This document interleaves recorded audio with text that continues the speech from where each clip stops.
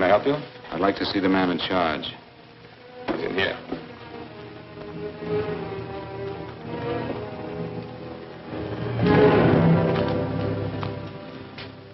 I want to report a murder. Sit down.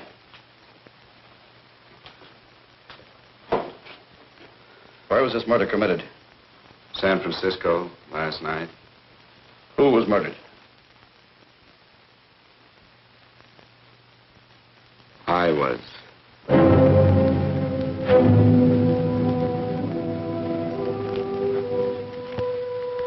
Well, do you want to hear me out or don't you, Captain? I don't have very much time. Your name Bigelow? Frank Bigelow? That's right. Answer the San Francisco APB. Send it direct to Inspector Bannon at Homicide. Tell him we found Frank Bigelow. Go ahead, Mr. Bigelow. Well, this involves some other people, Captain. A number of other people. You tell it any way you like.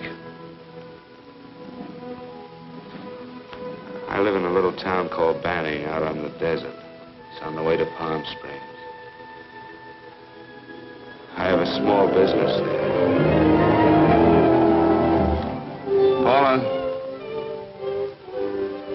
Yes, Mr. Bigelow. get me a copy of Miss Hollis's 48 tax return, will you? Oh, you better get the 47, too. Yes, Mr. Bigelow. I don't think we took any depreciation on that new equipment last year. No, we didn't. I remember you said we could include it all this year. Sure we can. Hey, Frank. Yeah, well. Peterson says he wants a financial statement before he can give me my loan. Hello, Kitty. I will. Well, I'm leaving for San Francisco today, but I'll be back in about a week. I'll take care of it for you then. Sure is a scorcher, isn't it? Well, I've seen him worse. Well, have a nice time, Frank. Yeah, thanks, Will. Paula, why don't you come down to the place and let me give you another permanent? Makes your hair so much easier to manage in all this heat. I can't afford it right now. Maybe next month. Yeah, here it is. No, we didn't take it. Well, we can do it this year. You work it out any way you think fit. Have a nice trip, Frank. Sure, Kitty. See you when I get back. Bon voyage. Why don't you come down anyway, Paula? We'll work out a deal on that permanent. Thanks. Maybe I will. Hello? Oh, hello, Mr. Hawkins. Just a moment. Do you want him to send your ticket over? No, I'll pick it up myself. No, never mind. Mr. Bigelow will pick it up at the station. Bye.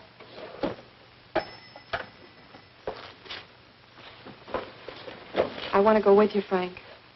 Now, Paul, I'm just going on a little vacation. You know that? You want to go without me, don't you? Be gone just a week. And I suppose you've just made up your mind to take this little vacation at 9 o'clock this morning? No, Paul. I meant to tell you about it a few days ago. I guess I forgot. Oh, you forgot. Paula, don't be like that. Don't be like what? You just drop a little announcement that you're going away. Not tomorrow or next week or next month, but today. No explanations, nothing. And I'm supposed to swallow the excuse that you need a little vacation. I just want to get away from town for a few days, that's all. Get away from this town or get away from me. Oh, Paula, please try to understand. How can you ask me to understand anything like this? No, I'm sorry, but I don't understand. Go to San Francisco, but don't expect me to be waiting for you when you get back.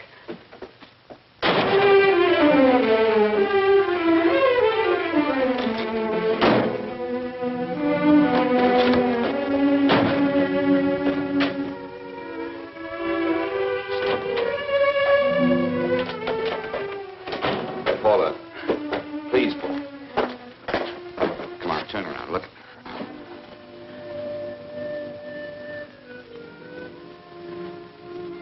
Come here. Why do you do this to me, Frank? Why can't you be honest with me? As honest as I am with you? Do you have to go? I have to go, Paula. I know what I'm doing. All right, go. Go anywhere you like. You can go to blazes for all I care. Paula. Paula. Yes, I know I'm being foolish. Come here.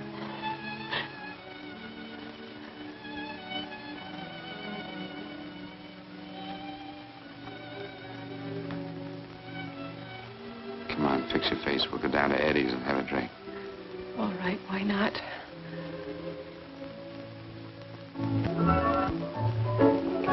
Hi, Paula. Hi, Eddie. Give us a couple of cold beers, will you? Coming up. Hi. Come on.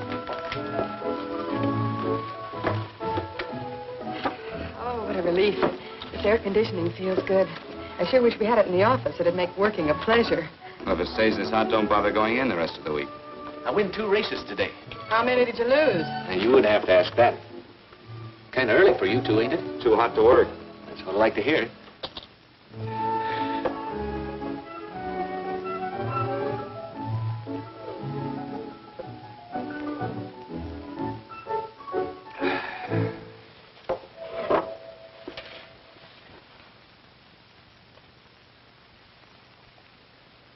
Frank, you'll take me with you, won't you? You will, won't you? Or am I crowding you? What do you mean, crowding me? Maybe you do need this week away alone. Maybe we both do. I know what's going on inside of you, Frank. You're just like any other man, only a little more so. You have a feeling of being trapped, hemmed in, and you don't know whether or not you like it. Look, Paula, I'm going to be honest with you. I care too much for you not to be honest with you. I'm as much concerned for your happiness as I am for my own. I know you've had one bad experience, Frank. I know all about it. But you don't know what it can do to 2 people, Paula. And the woman always gets hurt more than the man. I don't want you to get hurt, darling. More than anything in the world, I don't want you to get hurt.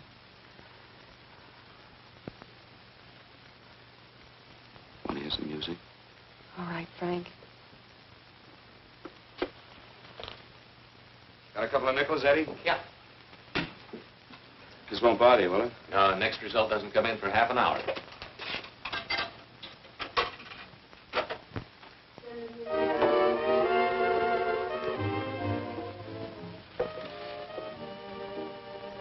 I thought that by now we'd be married. No, I'm not going to crowd you anymore, Frank. Go to San Francisco. I don't like it, but I'm convinced that you must go. I want you to be very sure, Frank. If it's right, and I believe it is, we'll have something really wonderful together. If it isn't, we should both know it as soon as possible. So you see, even if I could stop you, I wouldn't do it now.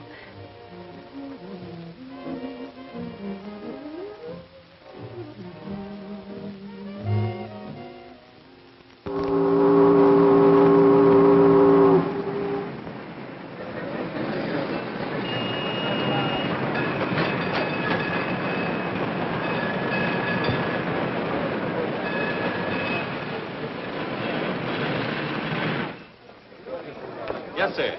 My name is Bigelow. I have a reservation. Yes, sir.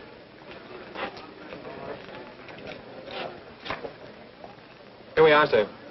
My name is Bigelow. I have a reservation. I have it, sir. It's a very nice room on the 6th floor, facing the bay. Boy, this might help you enjoy your stay, Mr. Bigelow. It's a little booklet on how to have fun in San Francisco. Oh, thank you. Very welcome, sir. Thank you. Say, is it always like this around here? No, this is market week, and it's the last day, too. Boy, always around until you need him. 517? Thank you.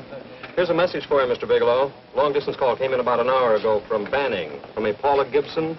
Oh, thank you. Very welcome. Show Mr. Bigelow to 618. Right this way, Slide.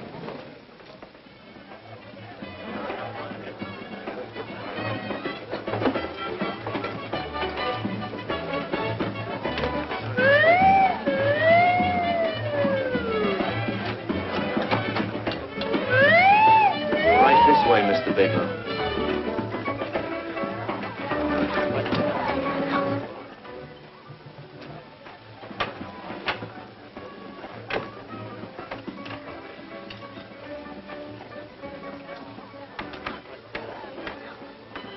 Is there anything else, Mr. Bigelow? Oh, yes. You can get me a dry Manhattan and a package of razor blades. Yes, sir. Thank you. Oh, and you can leave that door open. Hello, operator. I want to speak to Miss Paula Gibson in Banning, California. Yeah, that's right. No, I'll wait. Hello? Hello, Paula. Oh, hello, Frank. How was the trip? Fine, just fine. Having a miserable time, I hope. Well, I don't know. I just got in. What was that? Market week. The place is crawling with traveling salesmen. You know, Charlie Anderson found out that you went away and he asked me to go out with him. Oh, really? How did he make out? I'm considering it. Is that what you called to tell me? I'll have you know that this call is strictly business, Mr. Bigelow. Did a Mr. Phillips phone you? Eugene Phillips of Los Angeles. No. He will. He phoned the office 3 times today. Said that he wanted to get in touch with you immediately. He said it's most urgent and imperative that he reach you at once. What did he want? I don't know. But he sounded deep, dark, and mysterious and quite agitated about something. Phillips, have we ever done any business with him? Not unless you've been keeping it a secret from me. I looked through all the accounts. Why did you tell him you could reach me here? You know I'm supposed to be on vacation. So you told me. And so I told him, dear heart. But the gentleman didn't seem to respect your temperamental moods the way I do. He was very insistent that he speak to you before it's too late, as he put it. Well, tell him you tried to get in touch with me and I've changed my plans and you can't reach me. He won't talk to me. I told him that I was your confidential secretary, but I guess I didn't sound confidential enough. So I told him that he could reach you there this evening. Well, call him back. If it's as important as he says it is, he'll talk to you. Otherwise, he'll just have to wait until I get home. My, aren't we adamant this evening? All right, shall do. And Frank, Yeah? I don't quite know how to say this. Say what? Well, what I want to say is that there's nothing you can do that you ever have to feel guilty about. Oh. Sure. Thanks, Paula. I'll call you tomorrow. Right?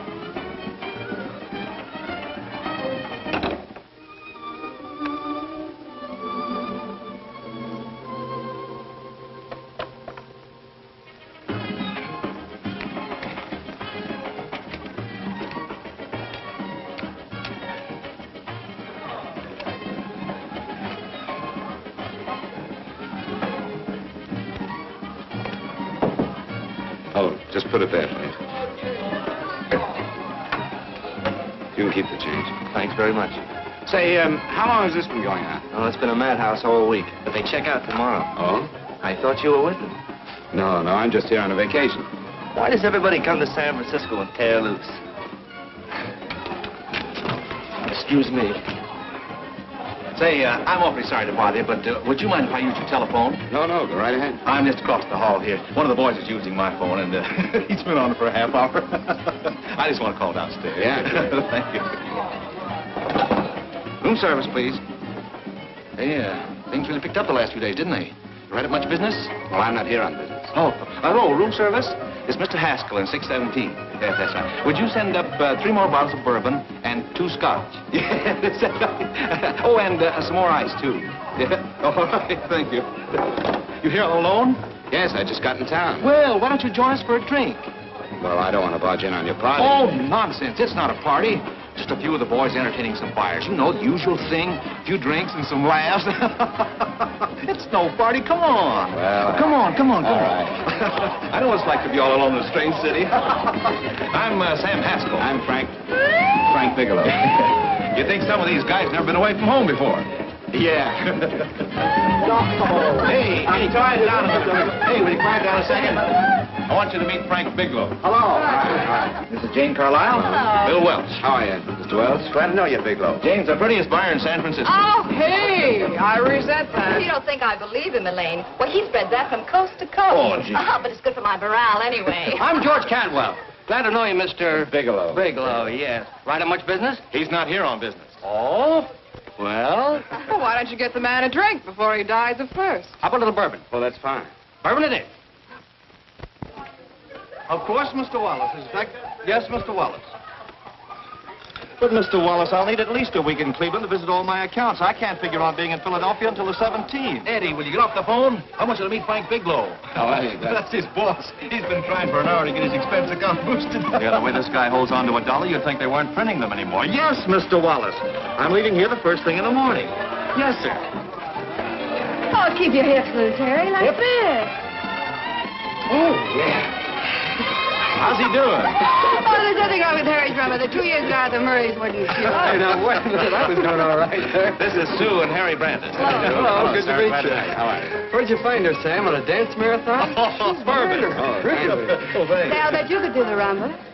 Well, a little, but I'm kind of rusty. Anything would be an improvement after Harry. Oh, how do you like that? Well, here goes. Hey, you're good. Oh, my wife, she's a good dancer, isn't she, Bigelow? Oh, yeah.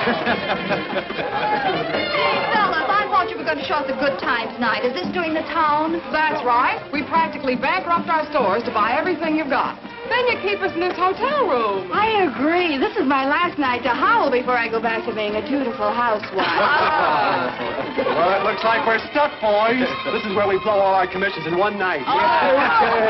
And you're coming with us, Bigelow. Oh, no, thanks. You run along. I've got to get unpacked and have dinner. Oh, no, you're not going to get away from me. Now that I found a man who can dance, I'm going to hang on to him.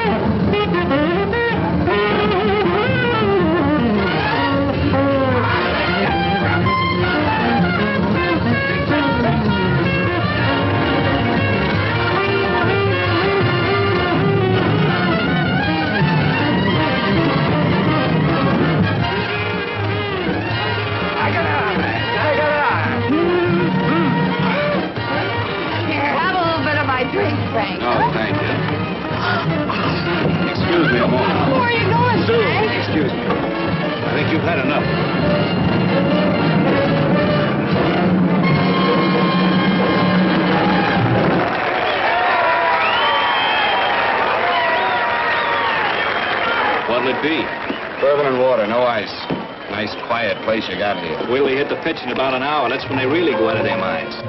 Who's the blonde?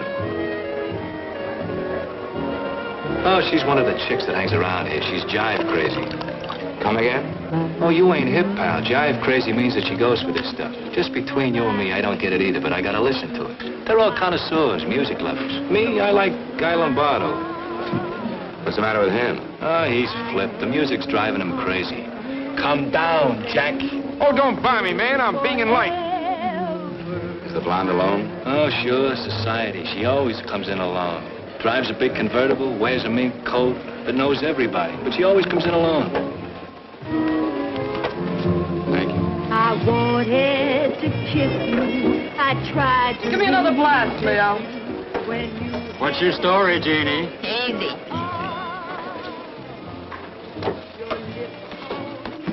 Hello. Easy. Dig the fisherman. Oh, that's really silk, isn't it? Can I buy you a drink? Sure thing. Give me a glass, Leo. Leo, I left my flask at the other end of the bar.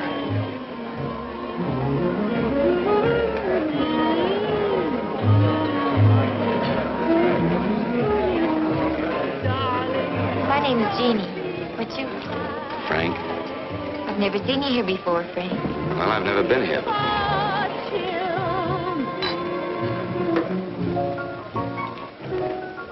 This isn't mine. Mine was bourbon. Well, sure it is. You saw me pour it.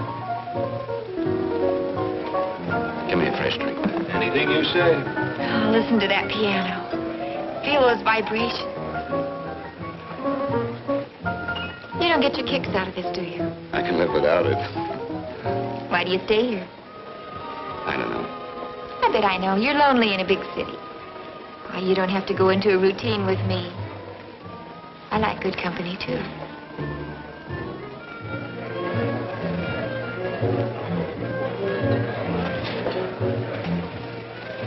Say, there are some people there I want to avoid.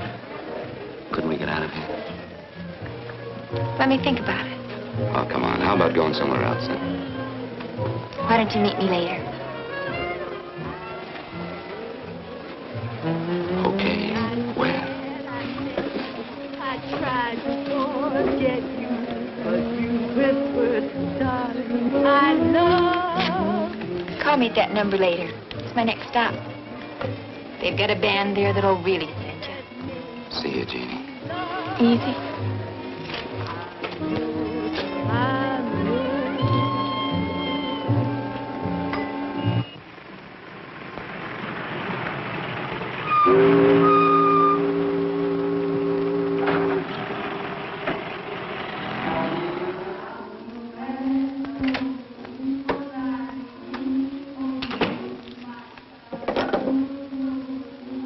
Never mind, operator.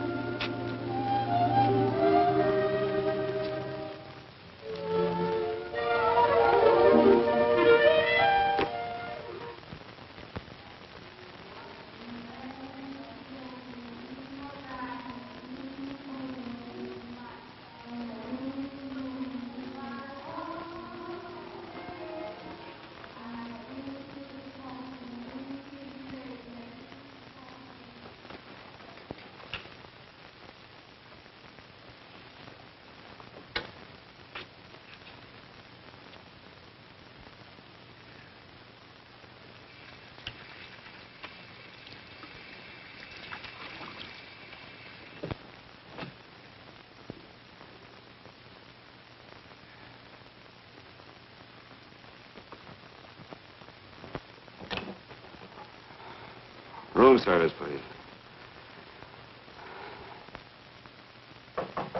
Come in.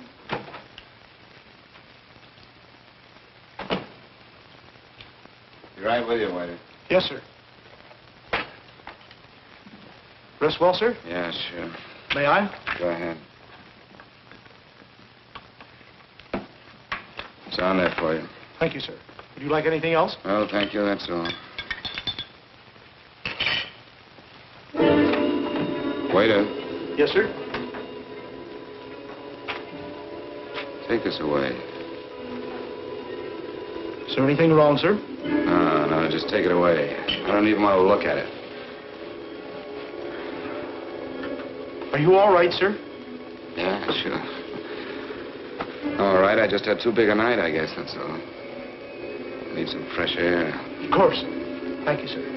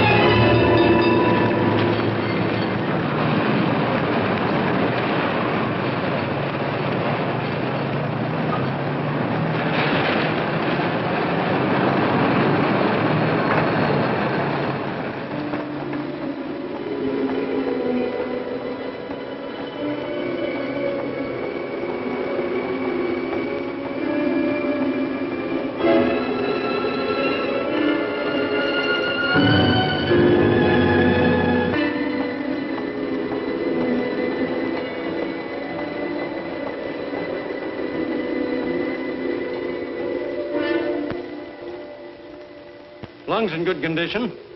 Blood pressure normal. Heart fine. Well, it's a good thing everybody isn't like you, Mr. Bigelow. Put us doctors out of business. I'm glad to hear it, Doctor. I was a little worried. Don't let a little bellyache worry you. Could be just a change of climate.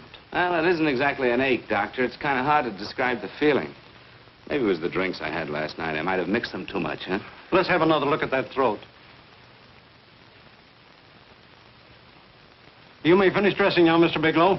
I want to get the results of those tests we took. Thank you, Doctor.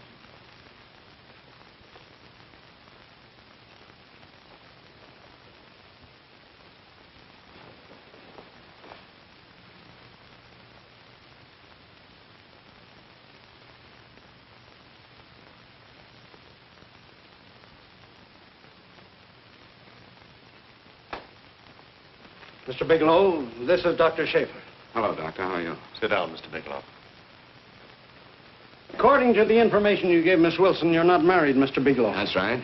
Do you have any relatives, family, anyone in San Francisco? No, no one. I don't know a soul in San Francisco. Where is your home?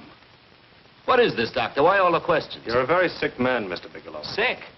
But you told me I was in good shape. Yes, I know. But my preliminary examination didn't reveal your true condition. You sound as if it's pretty serious, Doctor. It's extremely serious. I want you to understand that we wouldn't tell you something like this unless we were absolutely certain. Well, of course, of course. You must steel yourself for a shock, Mr. Bigelow. Well, go on, Doctor. What is it you're trying to tell me? Our tests reveal the presence in your body of a luminous toxic matter. What is that exactly? A poison that attacks the vital organs. Poison? We have no alternative but to tell you this. Your system has already absorbed sufficient toxin to prove fatal. I wish there was something that we could do. What do you mean, wish? You mean there's nothing? There is nothing anyone can do.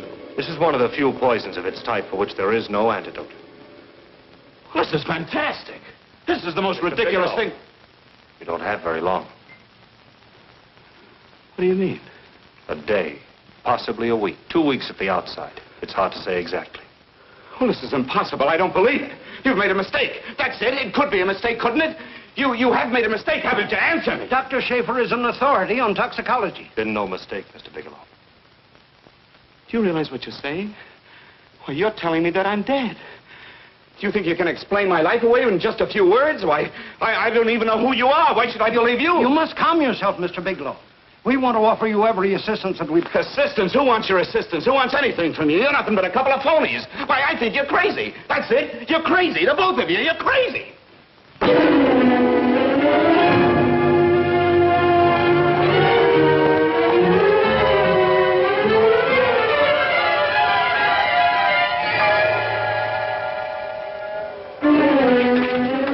Where's the doctor? You just come in. Come on, tell me where... You have to go to the medic before you come Get out here. of Doctor, What's the trouble here? What's the matter with you? Doctor, I want you to examine me for luminous poison. Come right in here.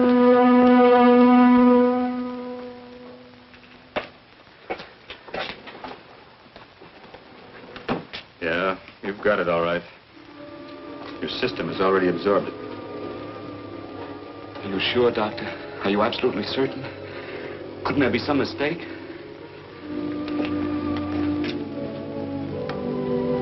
There it is.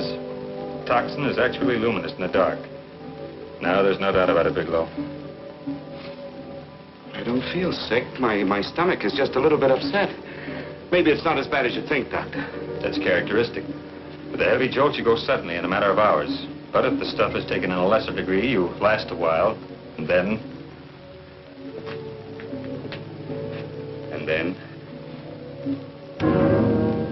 Give it to me straight, Doctor. Well, a number of things are involved. The systemic condition of the individual, the amount consumed, exertion. Yes? You won't feel too badly for a while. Then it will happen suddenly. A day, 2 days, a week at the most.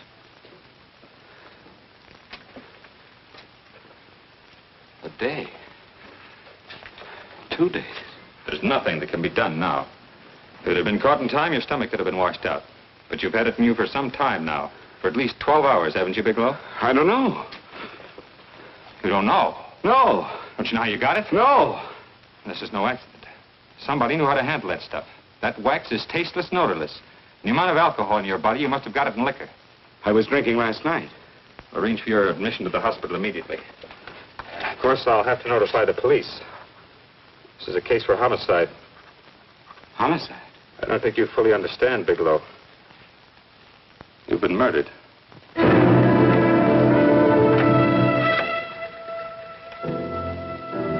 Get me police headquarters, please. Homicide Bureau.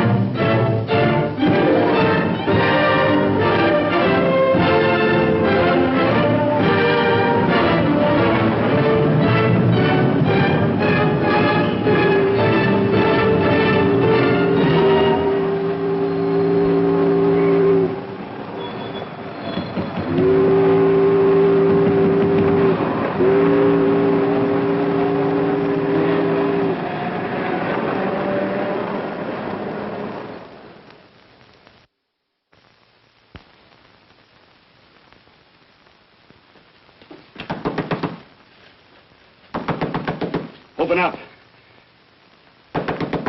Open this door, I tell you. Open it up or I'll break it down.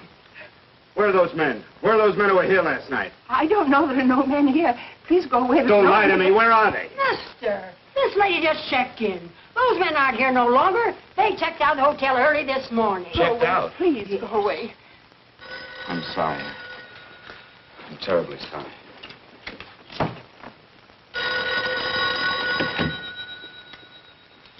Hello?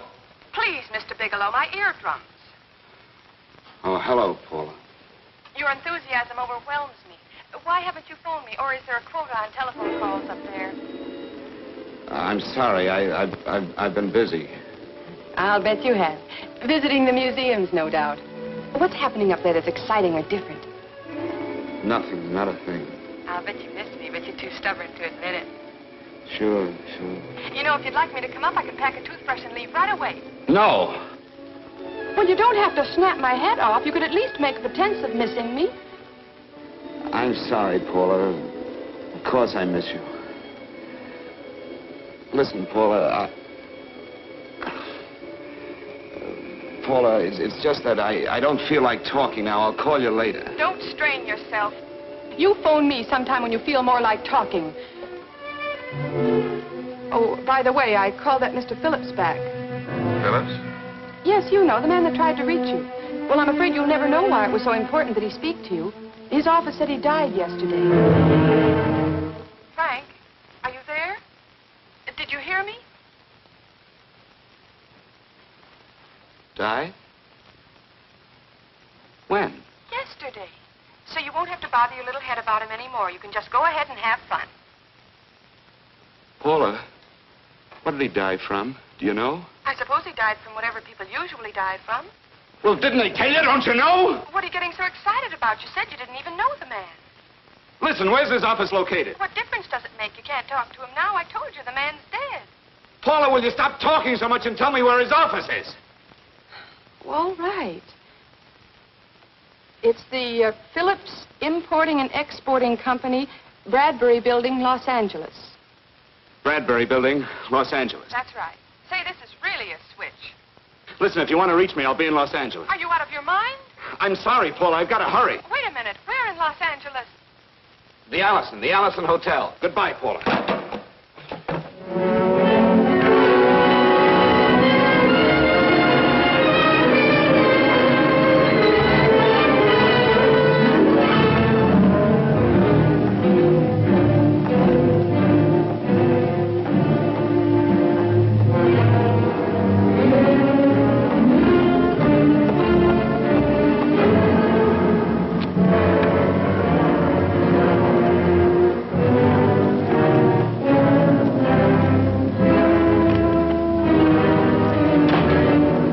Someone in charge here. What is it in regard Well, to? it's a personal matter. It's quite urgent. Perhaps Mr. Halliday can help you. Who's he? He's our controller. Your name, please? Bigelow. Mr. Bigelow to see you. Send him in. Go right in, please. That door.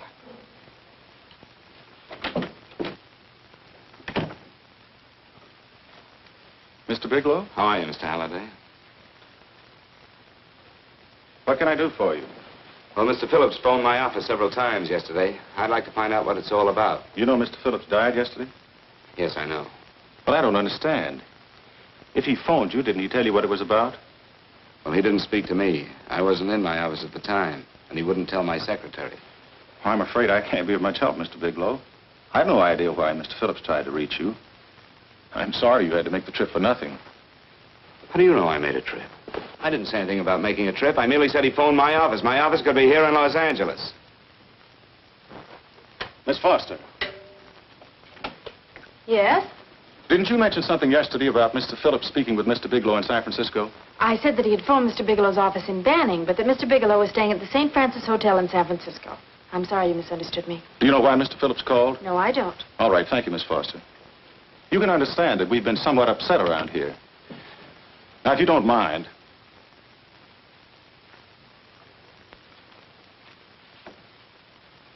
Did Mr. Phillips have a wife, family, anyone that could help me? you can't intrude on people at a time like this just to satisfy some curiosity. It isn't just curiosity. Then I suggest you wait a week or so. I can't wait. Well, I'm sorry you'll have to. Well, there's always a phone book. You're a pretty aggressive fellow, Bigelow. Are you quite sure that this is as important as you make it appear to be? It's important. Mrs. Phillips lives at the Sunset Arms Apartments. Thank you. I needn't tell you she's under a strain.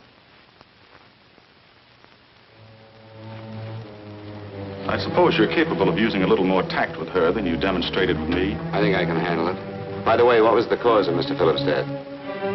Suicide. He leaped from the balcony of his apartment.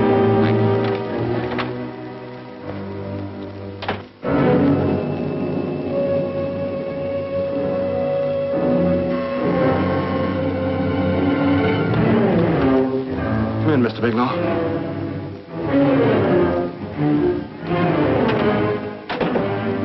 I'm Stanley Phillips, Eugene's brother. Halliday phoned that you were coming.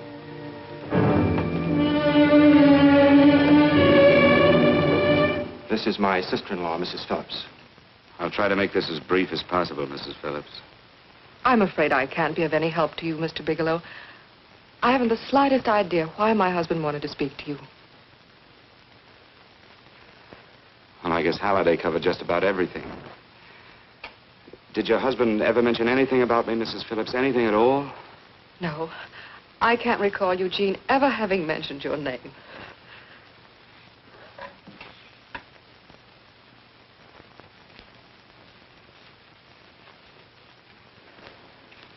I hate to ask you this, Mrs. Phillips, but it's of vital importance to me. Do you know why your husband committed suicide? Oh. You're certainly not the most diplomatic person in the world, are you, Bigelow? Were you a friend of my brother's? I never met him.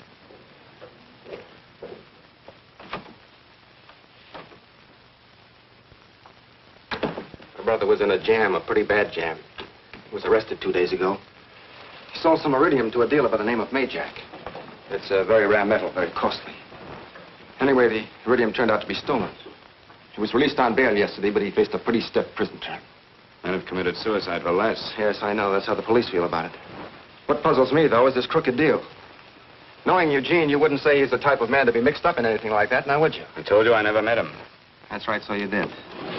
Now, what's this all got to do with you, Bigelow? I don't know. Let's come clean with each other, Bigelow. Surely you must have some idea why my brother was so desperate to contact you. I have no idea. That's odd. Then how could it be of such vital importance to you? You seem to know the answer to everything else. Maybe you know the answer to that one, too.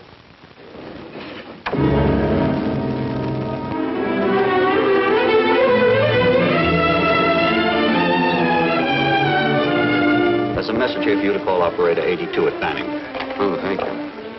Show Mr. Bigelow to room 821. Say, would you have the operator put this call through to my room right away? I'll take it up there. Thank you. Hello, operator. I'll call you if I need anything. Thank you, sir. Hello, Paula? Well, Sinbad, I'd just about given you up for lost. Do you mind telling me just why you rushed down to Los Angeles? I can't explain it to you just now, Paula. I just can't explain it. What's going on, Frank? You don't even sound like yourself. Well, I'm just a little tired, Paula, that's all. But I miss you. Oh, Frank. I can't tell you how good it is to hear you say that. And here I was worrying that I'd lost my charm. When are you coming home, Frank? Soon, Paula. I'll be home soon. I'll go right out and get myself a permanent so I'll be pretty when you see me. Hey, guess what? I found that Phillips name in your notarial ledger. Notarial ledger? Yes, of all places.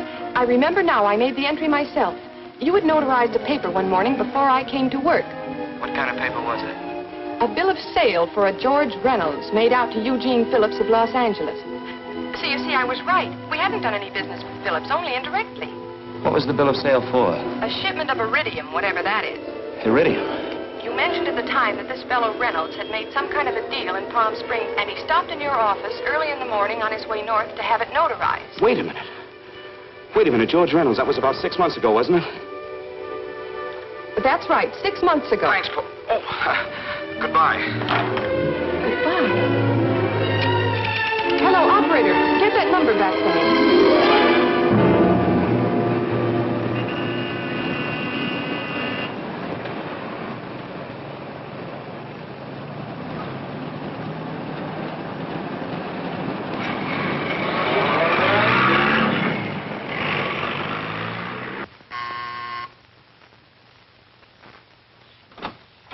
I've got to talk to you, Mrs. Phillips. Please, go away. I want to be left alone. But I found out why your husband wanted to see me. It was in connection with a bill of sale. Come in. Thank you. What do you know about a man named George Reynolds? George Reynolds? Yes. Why, that's the man my husband claimed sold him the iridium. And what did Reynolds claim? Reynolds disappeared. Yes? About 2 months ago, my husband grew suspicious that something was wrong. Since then, he tried in every way to locate Reynolds, but could find no trace of him. But I don't get it. Your husband could have proved he made a legitimate deal by showing the bill of sale he got from Reynolds. Then there was a bill of sale? Yes, of course there was. My husband swore there was, but at the time of his arrest, he couldn't find it. It was mysteriously missing. Well, then, if your husband could have shown proof, it would have been George Reynolds who would have faced the prison term. Eugene was convinced that Reynolds had stolen the bill of sale. He was the only one who had reason to eliminate evidence of the transaction. Thank you, Mrs. Oh, if you'd only come sooner, Mr. Bigelow. My husband might be alive today. I know.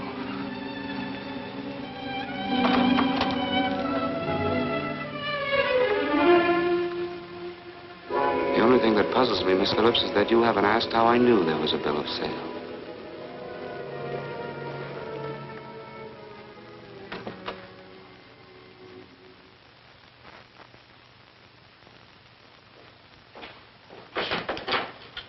Mr. Holliday isn't in. He should be back shortly. I think you're the one who can help me, Miss Foster. Mr. Phillips tried to reach someone else before he called me yesterday, didn't he? Why don't you ask Mr. Holliday? Obviously, Mr. Holliday wasn't here yesterday, or he wouldn't have had to learn from you that Phillips called me. And you're the logical person to know who else Phillips called. I don't believe that's any of your business, Mr. Bigelow. Don't think you're revealing anything confidential, Miss Foster. I know that he tried to reach somebody else. Mrs. Phillips told me. You're bluffing, Mr. Bigelow. I don't know what you're after, but you're trying to trick me. Mrs. Phillips didn't tell you a thing. How do you know that? Mrs. Phillips knows nothing about it. She doesn't. Well, why wouldn't she? Wait a minute. I was talking about George Reynolds. Who did you think I meant? Just who is it that Mrs. Phillips doesn't know I about? told you before, that's none of your business. All right, young lady, I'm going to give it to you straight. Phillips was murdered. Murdered? I don't believe you. He told me because he needed me to clear him. Phillips was innocent. Innocent men don't have to jump out of windows. Murdered? Just who are you trying to protect, Miss Foster? Why are you so afraid to tell the truth? I'm not protecting anybody. I haven't any more to say. All right, young, listen to me. This thing is going to explode wide open. If you've got nothing to hide, you better start talking. Or maybe you are mixed up. No! Well, then, come on. Mr. Phillips called Marla Rakubian. He went to see her yesterday morning. Who's Marla Rakubian? She's a model. She and Mr. Phillips used to be quite friendly, but he hadn't been seeing her for quite some time. Come on. The last couple of months, he'd been trying to locate her and finally learned where she lived yesterday morning. When he returned from seeing her, he was terribly upset and excited. That's when he had me put in the calls for you. When he couldn't reach you, he went home. The last time I saw him alive. Give me Marla Rakubian's address. I don't think Mr. Phillips realized I was aware of his friendship with Marla Rakubian, and out of respect for him, I never intended to tell anybody. I had no idea that she had anything to do with the trouble he was in. I admire your discretion, Miss Foster. You know, you must be pretty friendly with Stanley, Miss Foster. He knew how desperately his brother tried to reach me yesterday, and he wasn't even here at the time. And now you seem to know all about what happened in Mrs. Phillips' apartment.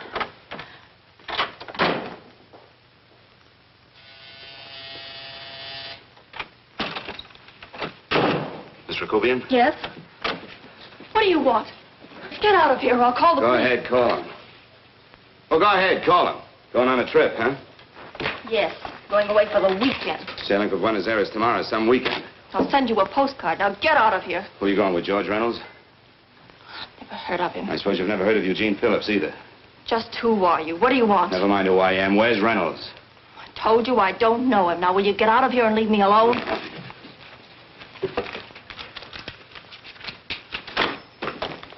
So you never heard of George Reynolds, huh? And don't try to tell me that this isn't him because I've seen him. If you think you can scare me, you're crazy. Look, I know that Phillips came here yesterday. And right after he left, he was pushed out of a 6-story window. Pushed? Phillips committed suicide. Your playmate Reynolds murdered Phillips. Then he went up to San Francisco to get me. Because I knew about a certain bill of sale. I don't know what you're talking about. You're in this right up to your pretty little neck. I'm not mixed up in anything. Get your hands up. Drop that picture on the couch. Turn around. Don't get any ideas because I'm not afraid to use this. Give me your wallet.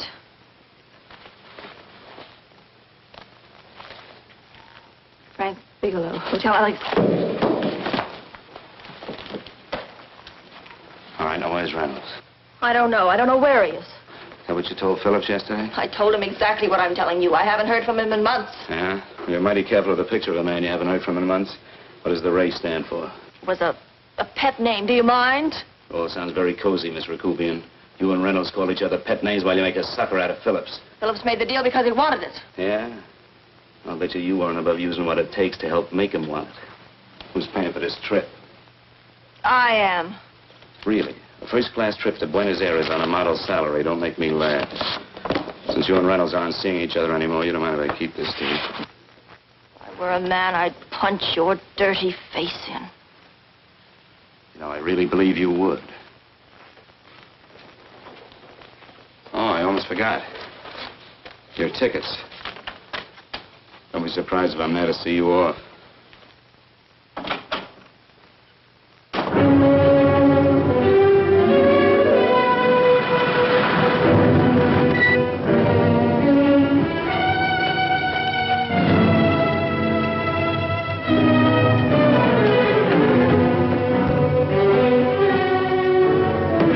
Angelo.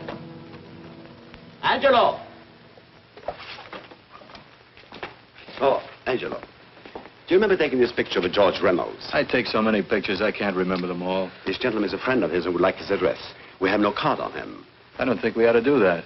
He's willing to pay $20 for it. That's the paper we used last year. Of course, you understand, we usually don't give out the information about our clients. I know, you're a couple of high-class fellas. Thank you. Revealing anything confidential is against the ethics of our establishment. That's right. Honesty is the best policy. Of course. But in your case, inasmuch as you're a personal friend of Mr. Reynolds... Thanks. I knew you'd come through. Got it. Here it is. We don't have his address. He must have called for the picture. But he couldn't have been a very good friend of yours, mister. Because his name is not George Reynolds. It isn't? Well, what is it? It's a... Huh? Oh. Here. It's Raymond Rakubian. Rakubian? What's so unusual about that? The picture's signed Ray, isn't it? Yeah. Yeah.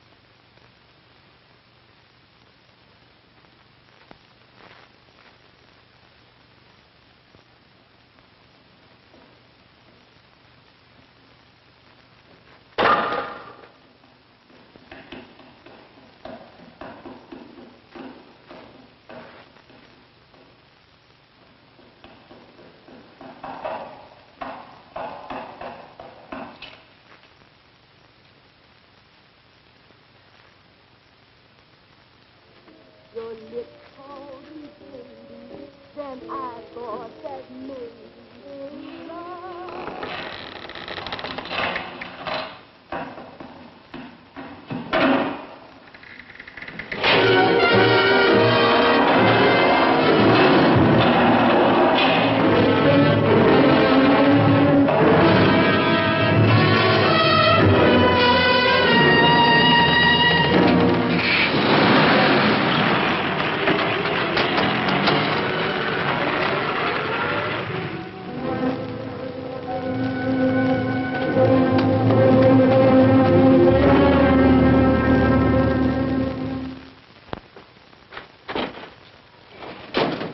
Bigelow, are you all right? Can I get you anything? No, thanks. Do you know this man? No? No, I don't think so. Are you sure you've never seen him? I'm quite sure. Does the name Raymond Rakubian mean anything to you? No, I never heard of him. Why? He also uses the name George Reynolds. This is Reynolds? That's right. Well, where can we find him? That's what I want to know. Tell me something, Halliday. You're the controller here. How come you didn't know about that bill of sale? Phillips made that deal before I came to work here. Yeah, but you still keep records, don't you? For some reason, which is none of my business, Phillips preferred to keep that among his personal papers. Now, does that answer your question? You came in here today asking for some information that you needed, and I tried to be as cooperative as I could. But now you're beginning to annoy me. So get out before I throw you out.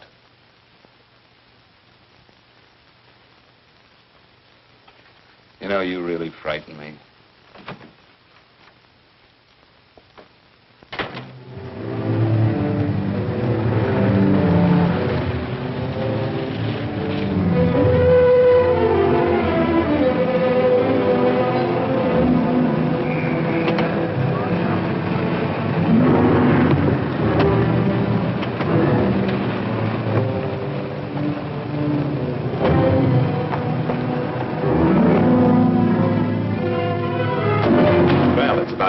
showed up, Bigelow. Go ahead, Dave.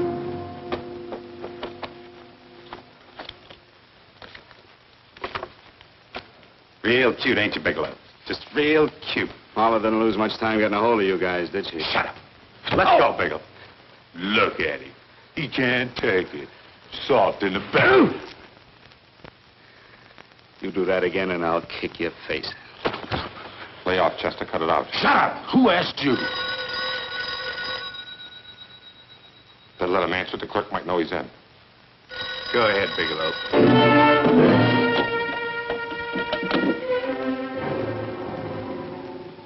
Hello? Frank. Frank, why did you hang up on me? I've been trying to get you for hours. I'm sorry, Paula. I was in a hurry. Well, don't be in such a hurry this time. You didn't give me a chance to finish what I had to say. Cynthia. I wanted to tell you that McGowan was in hollering his head off because you didn't go over the books. Tell McGowan to get another auditor. Sure. Sure, I'll just do that little thing and lose the best paying account we've got. Do as I tell you, Paula. Frank, are you drunk? Paula, how much we got in the bank? About $2,200. Draw it out tomorrow. Sure. Then what do? Skip town without paying our bills? Forget the bills. You know that coat you always wanted? Buy it. You are drunk. You know, if I didn't have such a good character, I'd be tempted to take advantage of your intoxicated state, Mr. Bigelow. I'm not drunk, Paula. Well, then don't tell me that one day away from me can affect you this way. Cut it short. Paula, Yes? I'm sorry I left you. I never realized how much I love you. But I know it now. Oh, Frank, darling, I love you too so very much. Please come home. I miss you terribly. I said cut it short. I'd just love to let you have it, Bigelow. Let's go, Chester. This guy's kept us waiting long enough now. Walk in front of me, Bigelow. And keep your mouth shut. If you so much as look cross-eyed at anybody, I'll blow the back of your skull out.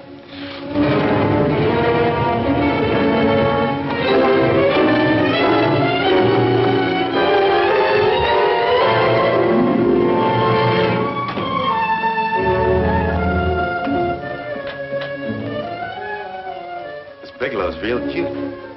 He wanted to get tough with Chester. He don't know Chester. Did you get the picture? Don't I always get what Mr. Majak sends me after? Majak? That's right.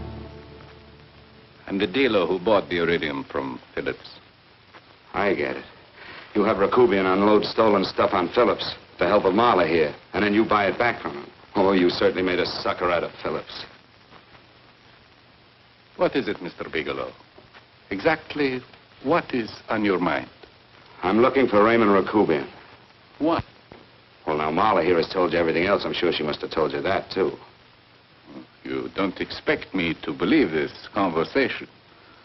So, what is on your mind? I mean, underneath. You forced your way into my affairs, and now I want to know why. I just told you. I'm looking for Raymond Rakubian. Don't get cute. I'm just itching to work you over. Soft in the belly. Can't take it. See what I tell you?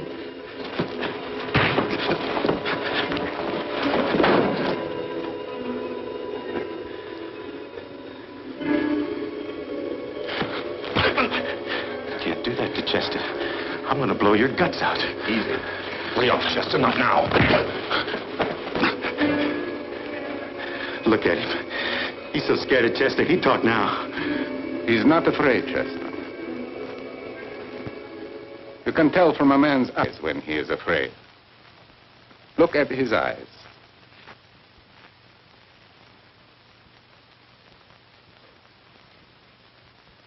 Oh!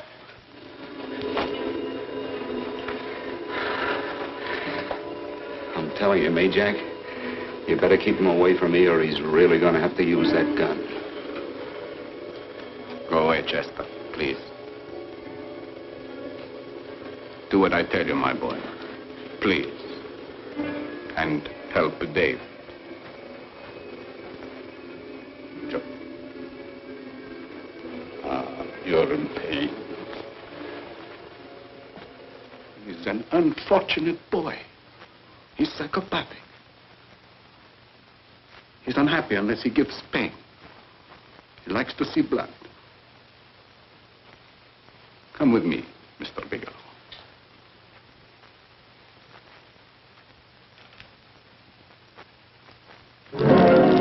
Raymond Rakubian was my nephew. He could not possibly have tried to kill you. He's been dead 5 months.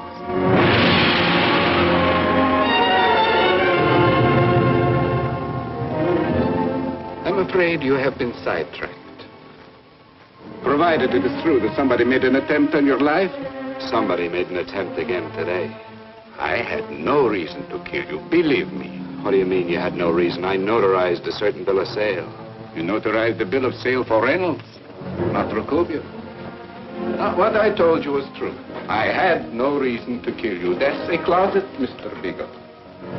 And under other circumstances, you could go home now. But now you present a problem. You know too much, and I am in danger. Chester! Suppose I were able to prove to you that I only want to find the person who tried to kill me. And I won't cause you any trouble. You know I can go to jail for 10 years for this little business. 10 years. At my age, that's my life. That means my entire life. With my life, I do not take chances. I am sorry, believe me. You want Joe to go with you? No. Just Bigelow and me. And baby makes 3. But Major, goodbye, Mr. Bigelow, and forgive me. Let's go, Bigelow. I guess you won't be there to see me off.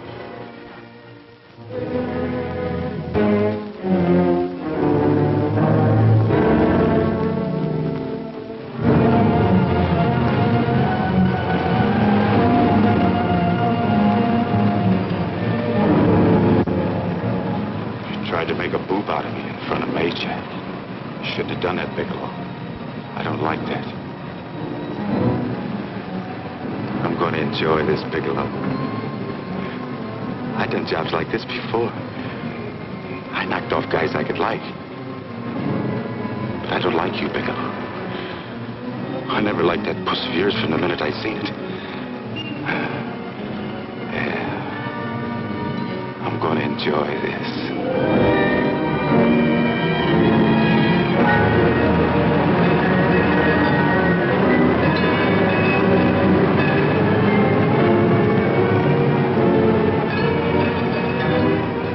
Scared yet, are you, Bigelow? But you'll be scared. Good scared. I think I'll give it to you in the belly.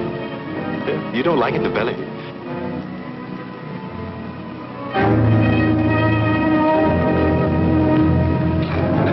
Good.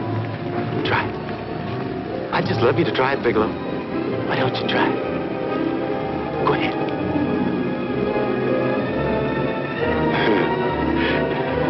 Didn't have the nerve, did you, Bigelow? I think I'll give it to you right in the belly.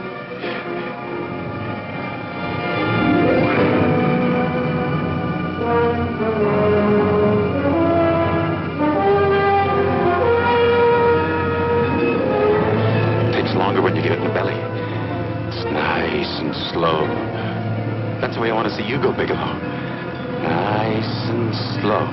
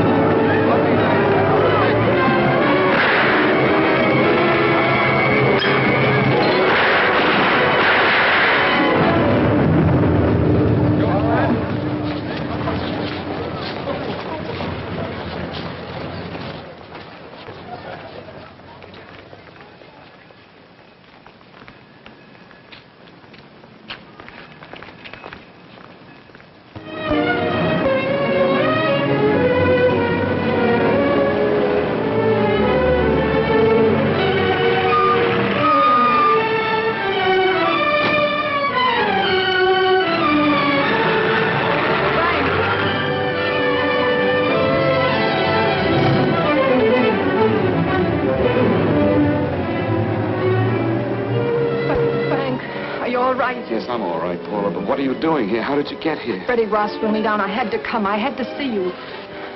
You shouldn't have come, Paula. You shouldn't have. What is it, Frank? You're in some kind of trouble. I know it. Look at you. You're a sight. Your clothes look as if you've slept in them. Are you ill? You are. You're feverish. I'm all right, Paula, and I'm not in any trouble, believe me. You're lying, Frank. Right after I spoke to you, I got a phone call from the San Francisco police. They asked if I knew where you were. You didn't tell them anything, did you? Of course not. It was the homicide detective that called. What is it, Frank? If you're in any kind of trouble, you certainly can trust me. Look, I'm not in any trouble with the police, Paula, believe me. But you can't stay here. You've got to go back to Banning right away. No, I won't go, Frank. I won't. I'm staying here with you. Paula, it's better that you go back, believe me. Why? What's this all about? What have you got to do with this Phillips and Reynolds? Phillips was murdered. What could that possibly have to do with you? All you did was notarize a paper. You've notarized hundreds of papers. I know. All I did was notarize one little paper out of hundreds. Frank, you frighten me. You don't even act like yourself. I know that you're in trouble, that something is wrong, that you're in serious trouble. You frighten me, Frank. Oh, don't be frightened, Paula. Don't ever be frightened of anything again. Will you promise me that? I love you so much, darling. More than you seem able to understand. Oh. I never really knew happiness until I loved you. Sometimes when I used to be afraid that you weren't sure how you felt, I tried to hold back, but I couldn't. Losing you would have meant losing everything. There would have been nothing left. Don't, Paula, don't. Now I'm afraid again. Somehow I feel that I'm going to lose you, but there's nothing I can do about it. I feel so helpless. You're leaving me out of something. Tell me, Frank, what is it? Give me a chance to fight back. Just give me a chance, please. You do love me, don't you? Oh, yes, Paula, I love you. I never was more certain of anything in my life. I wasn't sure before. I was a little blind, I guess, but believe me, I'm sure now. Can you understand that, Paula? I understand. A man can be like that, Paula. Something has to happen. It can be a big thing or a little thing, but it can make him realize how much someone means to him, how much he really loves her. Oh, and I love you, Paula. More than I ever thought it possible to love anyone in the world, I love you. Then why won't you tell me about this trouble you're in? Why won't you try to let me help you? You can't help me, Paula. You don't want my help. Oh, Paula, there's nothing you can do. Will you believe me? So will you please go home, please? No, Frank. I won't go. I know you're in trouble. I can't leave you like this. All right, Paula, look, wait for me in the lobby of the hotel, and I'll be back for you soon, I promise. You promise? You're yes, sure? Paula, I promise. Is that a new outfit? Yes. Oh, that's beautiful.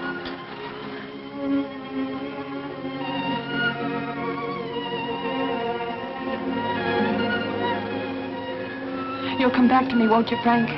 Yes, Paula, I'll come back, I promise. Please hurry, darling. Oh, I love you. I love you, Paula.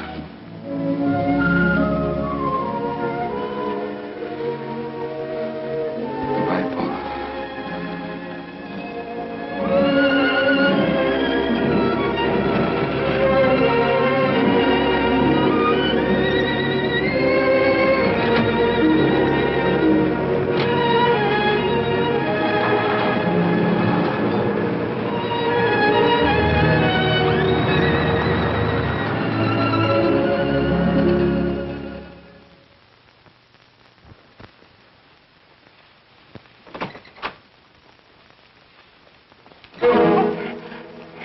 Stanley here? You sure? All right, get in there. Now get Stanley on the phone. Tell him to come over here right away. Use any excuse you want. What are you going to do? What was Stanley going to do when he used me for a clay pigeon today? I don't know what you're talking about. Don't act innocent with me. I fell for that once. I don't know what you mean. I told you everything you wanted to know this morning. Yeah, you told me just enough so I'd get sidetracked and wouldn't know that Stanley was the one I was after. Stanley? Oh, no. You and Stanley have been together on this from the start. Now, come on, get on that phone and call him. Don't let him know I'm here. Bigelow.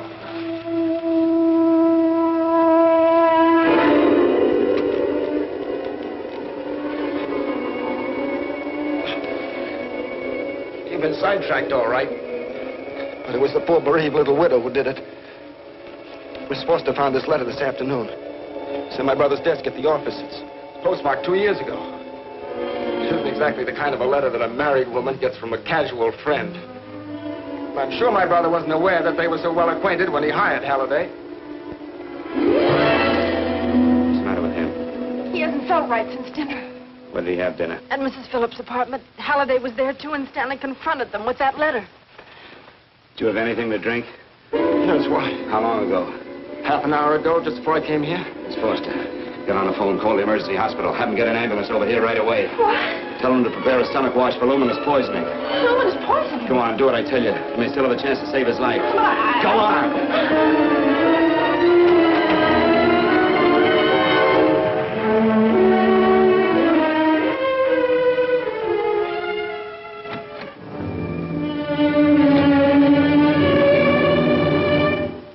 I found George Reynolds, Mrs. Phillips.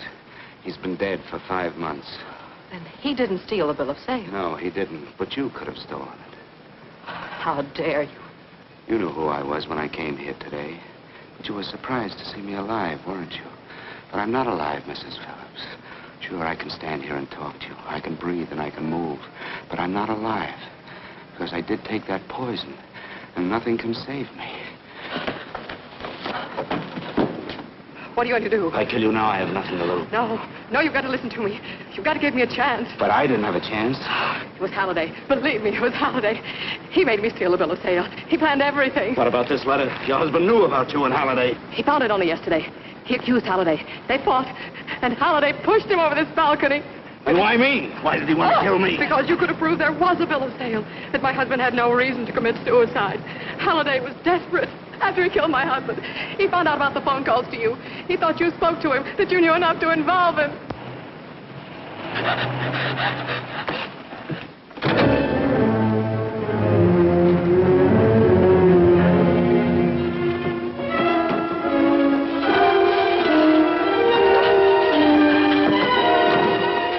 Where's Halliday? Where is he? He's in the office.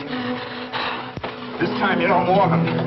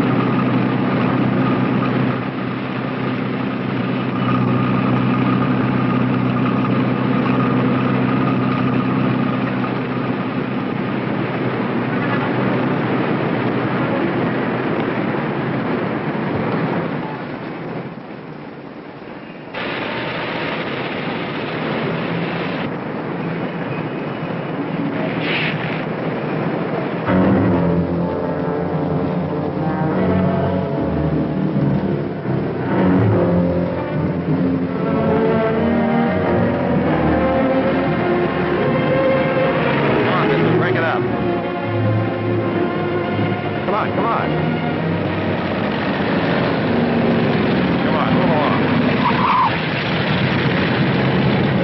Come on, let's break it up. Move along now. Let's get going. Come on.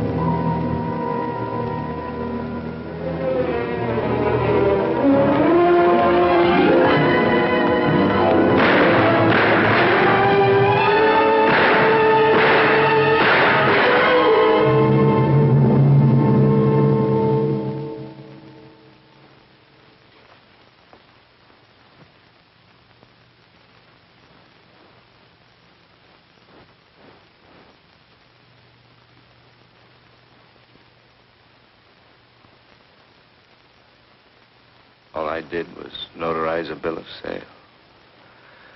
But that piece of paper could have proven that Phillips didn't commit suicide. He was murdered. And that's why Halliday poisoned me.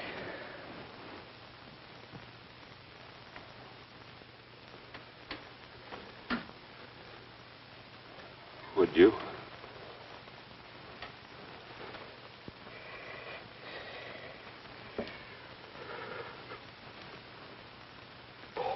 Paula.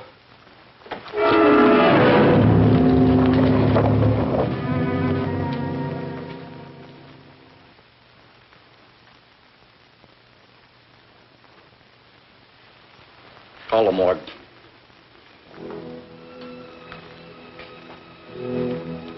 Johnson, you go to the Allison Hotel, find Paula Gibson. Don't tell her anything. I'll break it to her.